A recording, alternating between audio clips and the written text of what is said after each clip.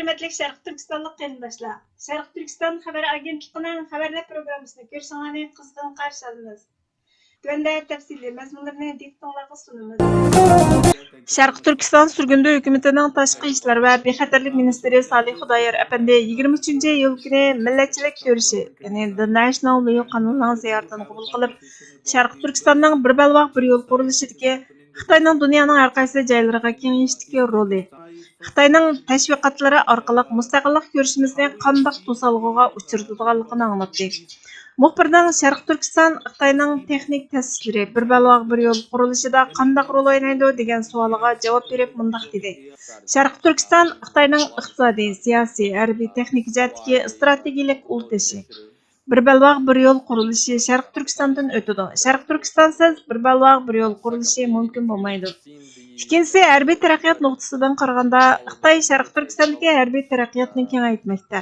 Xitoy Şərq Türkistanda harbiy boshqarilgan bomba silosini yasadi. Ya'ni Şərq Türkistanda ikkinchi cho'ng yadro sinaq bazasi, ul asliya qurilishini kengaytdi. Hindiston bilan Şərq Türkistan chegarasi va Şərq Türkistanning cho'llik rayonlariga yuzlarcha asliyalarni qurdi. Harbiy nuqtadan qaraganda Şərq Türkistan Xitoyning O'rta Osiyo va Janubiy Osiyo barliq Indiy Tinch okeanidagi harbiy kuch uchun intayin muhim. Xitoyning boshqarilgan bombadan foydalanish ta'sislari, boshqarilgan bomba silosi, yadro sinaq aslihalari, aviamatka qatorliqlarni qurishining sababi Amerikaning bu rayondagi bazasiga hujum qilish. Chunki Amerika, Yaponiya, Koreya qatorliq dengiz qirg'oqi rayonlaridagi ittifoqdoshlaridan uzoqda.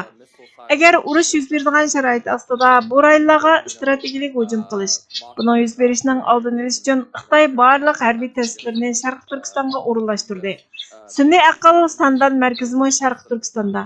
Agar to'qinish yuz bersa, raqiblar tarafidan urilish ehtimoli bo'lganda, sonliq ma'lumot ombirining uzoq bo'lishi uyg'un. Shunga Şərq Türkistan jo'grafiyalik nuqtadan sezgur asliyalar uchun texmi bexatar. Xitoyning siyosiy, jo'grafiyalik, iqtisodiy, harbiy, texnik ishlarda intayin muhim ahamiyatga ega. Xitoyning sun'iy aql sandan markazi insho qilishdagi maqsadi sun'iy aql va texnika jihatdan yolg'iz o'zila hokimlik rolini o'ynash, texnikaga hokimlik qilishda birinchi o'rinda turish. Şərq Türkistan tuproqlari va boyliqlarining qo'llanilishini qulaylashtirish uchun Xitoy bu nuqtada g'alaba qozondi. Shunga Xitoy imperializmiga, hokim mutlaqlikqa qarshi ittifoqdoshlarimiz Şərq Türkistonga ko'proq ahamiyat berishi kerak. Şərq Türkistonning hurlik, qayta mustaqilligini asliga keltirish ko'rishini qo'llash kerak. Xitoy kelkunining O'rta Osiyo, Janubiy Osiyo, Hindistonga besib kirishining oldini olishi kerak. Bu davlatlar duch keladigan masala Şərq Türkiston masalasidir. Şərq Türkistan tugasa Xitoy G'arb va Sharqqa texmi kengaydi dedi. Xitoy Uyg'urlarni majburiy emgakka selish, nishonlash, yo'qotishda sun'iy aql sandan markazini qurib chiqqanmi? deb so'rganida Tashqi ishlar va bexatarlik ministrimiz Salih Xudoyor әпәнди, bizning bilishimizda majburiy emgak zavodlari va Uyg'urlarni Şərq Türkistanning sirtidagi Xitoyning ichkari o'lkalaridagi boshqa zavodlarga joylashtirib, majburiy emgak selishda qo'llangan. Qandaqla bo'lmasin, sun'iy aql sandan markazi va yoki boshqa inchki sohadagi atalg'ularga kelsak, Xitoyning Uyg'urlarni ishlatib bu markazlarni qurgan qurmaganligi aniq emas. Chunki bular bexatarlik doirasida ichidagi bak sezgir sohalar. Xitoy bu yerga Uyg'urlarni yiroqdan elib kelolmaydi, ammo u sonliq ma'lumot markazi qurish uchun kerakli material zapchaslari, zarur tarkiblarni barliq keltira oladi. Shaksizki Xitoy majburiy emgakni yo'lga qo'ydi. Bu sun'iy aql sandan markazi Xitoyning mukammal bo'lgan nazorat sistemasi bo'lib, Şərq Türkistanda sinaq qilinib mukammallashtirildi. Xitoyning ichki rayonlariga kengaydi. Shunisi aniqki, u Şərq Türkistonga joylashtirildi. Xitoy bexatarligini nazarda tutib, bu sonliq ma'lumot ombirini cho'llik rayonga joylashtirdi. Chunki to'qinish yuz berganda qarshi tarafning bu asliyalarga hujum qilishi texmi tez. Biror namoyish yoki ichki jihatdan bo'linishda sonliq ma'lumot ombiri urilish nishoni bo'ladi. Shunga Xitoy bu yoshirin xavfning tahdididan saqlanish uchun atalmish Şinjanning cho'lligida saqlab qolishni uyg'un ko'rgan. Xitoy bu sonliq ma'lumot ombiri orqali yolg'iz Şərq Türkiston xalqini nazorat qilib qolmasdan, o'z xalqini hatto dunyoni nazorat qiladi. Dipsi qatorliq sun'iy aql dunyoning har qaysi joylariga eksport qilindi. Sun'iy aql dunyoning har qaysi joylaridagi nurg'ulg'an shirkatlardan, hukumatlardan va turli jamiyatlardan uchurlarni o'g'irlaydi. Bu uchurlar sonliq ma'lumotlarni saqlash ombirida saqlanadi. Undan boshqa Xitoy Şərq Türkistanning sirtida o'z davlat chegarasining sirtida O'rta Osiyoda va dunyoning boshqa joylarida sonliq ma'lumotlarni yig'ishni, kuzatish sistemini kengaytiryotidi. Ul əsliyat türlərinin yana bir yan quruluşu bo'lgan texnik zircaslar, ya'ni Huawei'ga o'xshash ZTE va boshqa atalmış aqlli shahar qurilishi bu shaharlarga foydali deb qaralgan kuzatish sistemasini o'rnatish qatorliqlarni qanot yaydirayotgan bo'lib, yig'ilgan barliq uchurlar Xitoyga bordi. Bu sonliq ma'lumot markazlarining hammasi Sharq Turkistonda deb javob berdi. Muxbir Xitoy qo'llagan tashviqotlarda Sharq Turkistonga mustaqillik talab qilib kurash qilib, Sharq Turkiston mustaqil bo'lganda Sharq Turkistondagi kishilik huquqqa kafolatli qilg'ili bo'lmaydiganligini, shunga mustaqillik davosini bir chetga qayirib qo'yib, inson haqlari da'vosi qilish kerakligini, shunda qilganlar ondan inson haqlariga kafolatli qilg'ili bo'ladiganligini ilgari suryotidi. Siz buningga qanday qaraysiz? Yana biri Xitoy Sharq Turkiston mustaqillik harakatini islom harakati deb belgi qo'ydi. Siz yaqında Tunji Pochta gazetida buningga qarshi maqola e'lon qildingiz. Umumiy jihatdan qaraganda siz Xitoyning vakillarining tashviqotidagi bu xil bo'htonlari yoki xato formulashlarga Sharq Turkiston xalqining mustaqillik orzusini ostin-ustin qilib o'tishiga qanday qaraysiz? Qanday taqobil tursiz? Xalqaro jamiyatga qanday uchur berasiz deb so'raganida Salih Xudoyor apandi Xitoy Sharq Turkistonni 1949-yilning oxirida ishg'ol qilgandan boshlab bu xildagi siyosiy urushni boshlatgan. Bu asosan tashviqot urushi bo'lib, mustaqillik harakatimizni qonunsizlashtirishni maqsad qilgan. Tashqi siyosat gazetida e'lon qilingan maqolamning avtori taxallusi bilan yozilgan, ammo yarim suratnimi yuklanganlikdan rasmdan izlash orqali amaliyotda kimning yozganligini, ya'ni mening maqolam ekanligini bayqadik. Bu yerda Xitoyga bog'lanishlik bir aylan bor. Bizning mustaqillikka erishish g'oyamiz harakatlarimizga xalqaro jamiyatning diqqatini harakatlarimizga jalb qilishga daxli bo'ladi. Sharq Turkistonning mustaqilligi Xitoy imperiyasini ag'dirib tashlash ma'nosida kelgachga, ular buni xohlamaydi. Sharq Turkiston Xitoyning ojiz nuqtasi. So'zlab o'tganimdek, Sharq Turkiston bir balvoq bir yo'l qurilishining ultishi. Sharq Turkiston Xitoyning O'rta Osiyo va Janubiy Osiyo, O'rta Sharq va Yevropaga quruqlikdan bog'laydigan ko'vrik.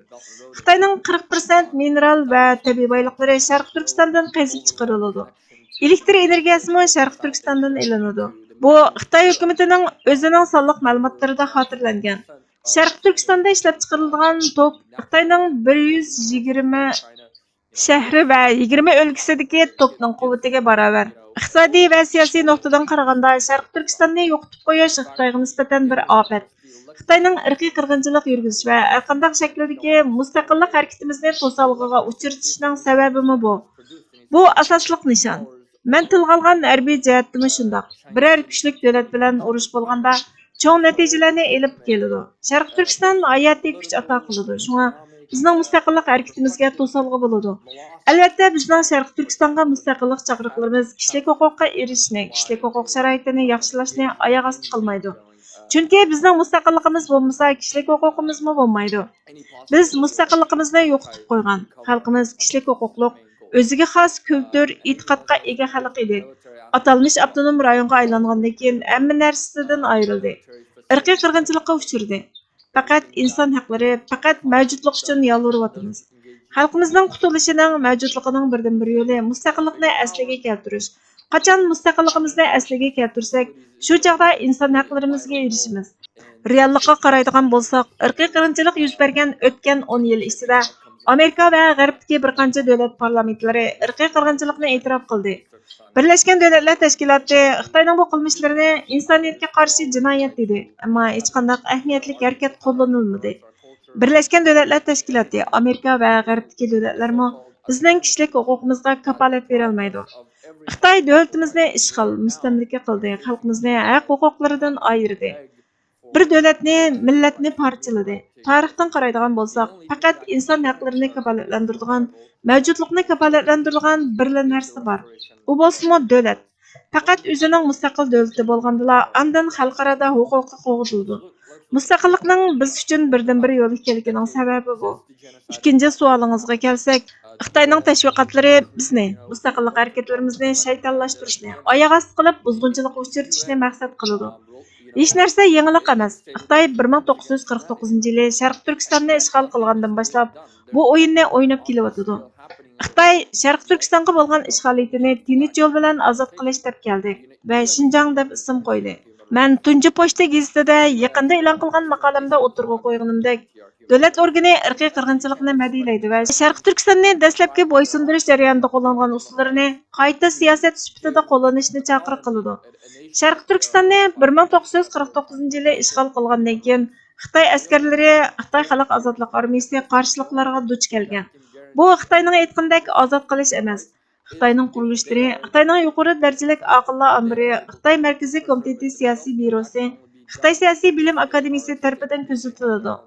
Ular Sharq Turkistonni vahshiy usullar bilan ishg'ol qilgan general Wang Jinni ulug'lab bir maqola e'lon qildi. Ular qarshilikqa uchraganda butun shaharni bombardimon qilib, tub-tuz qilib etdi. 3 yoki undan ortiq Uyg'ur bir yerga jam bo'lganda so'roqlamasdanla ularni joyida o'ldirdi. Xitoyning tunji va'dasi biz sana avtonomiya huquqi beramiz deyishdan iborat bo'ldi. Sizlarni ozod qilib qo'yamiz, sotsializm elib kelamiz, zamonaviylashtirib kuchlantiramiz. Biz mehmon, bir necha 10 yildan keyin qaytamiz deb nurg'un yolg'on va'dalarni berib bizni aldidi. Bizning shu chaqdagi rahbarlarimiz sen xalqni qandoq bundoq masxara qila olaysan? Biz Beyjingga iltimos sunamiz dedi. Xitoy general ma'qul, men seni Beyjingga avatay dedi va ularni bir cho'lga elib berib o'ldirdi. Xitoy qurilishlari bu unumlik siyosatini maqtadi. Adabiy asarlarda Sharq Turkiston, G'arbiy Turkistonni to'pqa tuting dedi. Ular bizning hammamizni pak-pakiz supurib yo'qotmoqchi bo'lishdi. Shunday qilish o'zlariningcha bo'lganda masalani hal qiladi. Xitoy o'zi ishg'oliyatchi turib, bizni 50-yillarda akslik qilibdi deb atadi.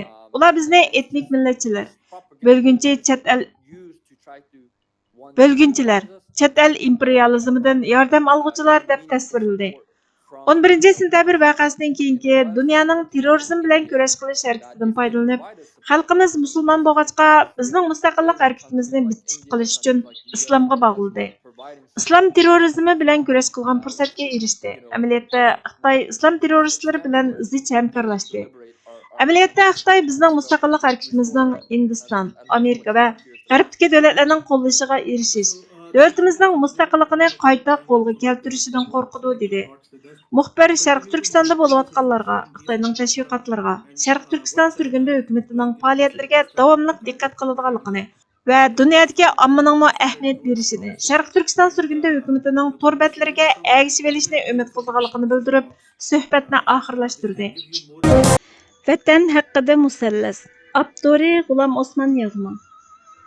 Mehri illiq onadekdir bu azim tuproq manga. Qimmati mehri giyohdek har giyoh yaproq manga. Bir ömür perzim vatanda nazmilar yozmoq manga. Sende ko'z ochdim shunga xos sangala qimmat hayot. Raziman ming rat tug'ilsam sen uchun bo'lsam mamot. Dildagi armon sening sha'ningga shan quchmoq manga. Ana yurt bo'lsa aman bo'lmas chiroying musaman. Jon tasadduq ayligayman tishliqiga men hamon. Dilda sen bo'lg'ach oson tirnoqda qazmoq manga. Sen uchun ayni uzay, go'harni okeandan suzay.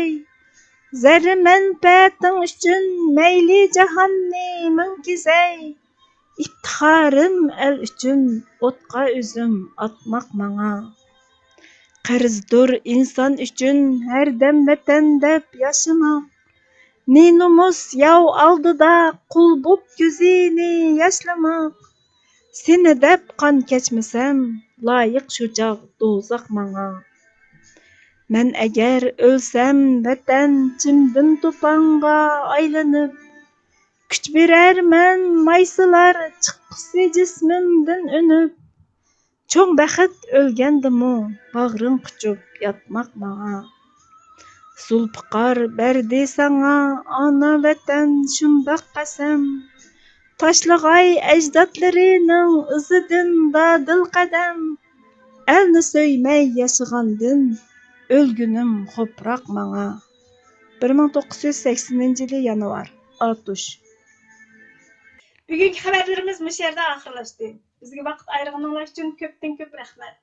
Kelar qatimki programmamizda ko'rishguncha Allohga omonat bo'lgaysizlar.